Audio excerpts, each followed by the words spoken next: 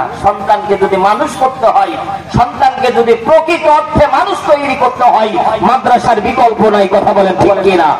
কারণ আমরা কিছুদিন আগে দেখেছি বিসিএস ক্যাডার, ইঞ্জিনিয়ার, অফিসার 5 জন বড় বড় মানে পোস্টে চাকরিকারী, এক একজনের বেতন 1 লাখ 2 লাখ টাকা, অথচ বৃদ্ধা বয়সে বাবাকে থাপ্পড় মেরে মেরে বাবাকে বাড়ি থেকে বের করে দিয়েছে। কথা বলেন ঠিক কিনা? মিথ্যা বললাম?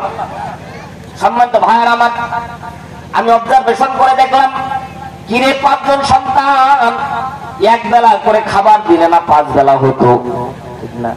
কথা বলেন না কেন ভাই? আমার আজকে বুঝতেছেন? ও ভাই, এক বেলা করে যদি না দিত, 1 লোকমা করে দিলেই তো পেট ভর্তি হয়ে যেত বাবার কথা ঠিক। কিন্তু মানলো কেন? চিন্তা করে দেখলাম, বাবা বিসিএস ক্যাডার বানিয়েছে, বাবা ইঞ্জিনিয়ার বানিয়েছে, বাবা বড় অফিসার বানিয়েছে, কিন্তু একটা জিনিস চিন্তা করে দেখলাম, বাবা কোরআনের জ্ঞান না দেওয়ার কারণে ওই সন্তান বুঝে নাই যে আল্লাহর পরেই বাবা মার স্থান। কথা বলেন ঠিক কিনা?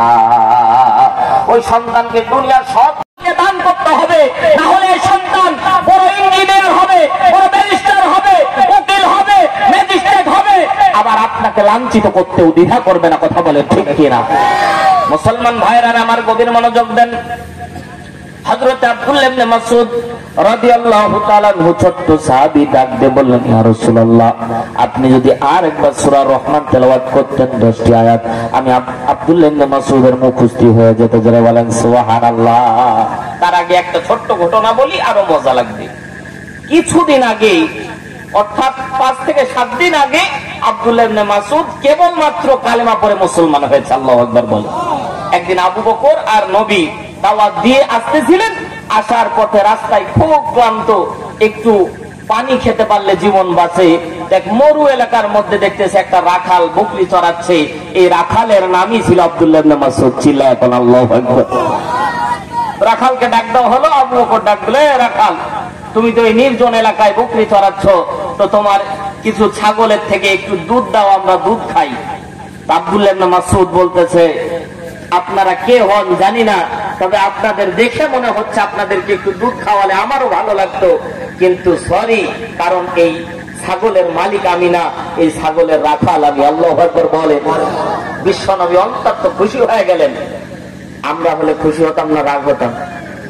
ইমানদারি দেখাও, এই মরুভূমিতে সে ইমানদারি দেখাও, বলি না ভাই? মাঝে মাঝে ক্ষুধা যখন লাগে, আর তখন যদি আপনি ইমানের বয়ান দেয়, ও ভাই কাজ হবে। কথা বলেন না কেন?